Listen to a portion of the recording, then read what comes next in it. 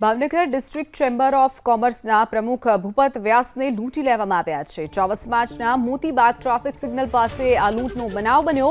ફરિયાદી ભૂપત વ્યાસ કારમાં ઘરે જઈ રહ્યા હતા ત્યારે કાર અથડાવી 3 શખ્સોએ ઝઘડો કર્યો।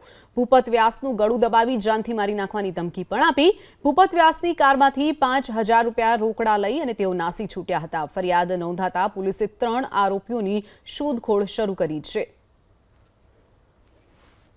तो भूपत व्यास ने पहला तेमनी कारनी साथे अकस्मात सर्ज्यो और त्यारबाद 3 शख्सों जे हता तेमनी साथे उतरी अने झगड़ो करवा लाग्या। तेमनी कारमांथी 5000 रूपिया रोकड़ा लूंटी अने फरार थया हता।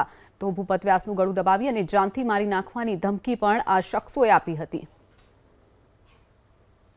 ट्राफिक जाम हतो अने बस पण एक उभेली 5-10 मिनिट ट्राफिक क्लियर थयो એટલે હું ત્યાંથી પસાર થયો।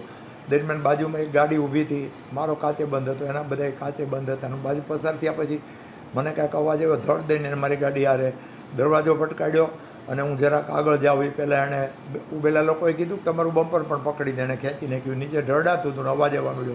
एक जण मारी गाड़ीमां बेसी गयो, एक बीजो दरवाजो खोलीने मने पकड़वा मळ्यो। अंदर जईने धाक धमकीने मारी गाड़ी ने तमे नुकसान कर्युं छे, पैसा देवा पड़शे, नीचे उतरने तने जोई लईने मारी गाड़ी तो एनी गाड़ीथी घणी दूर ज एम धमकावीने मने गाड़ी ऊभी राख करीने गाळो देवा मळ्यो ने खूब धमकी आपी।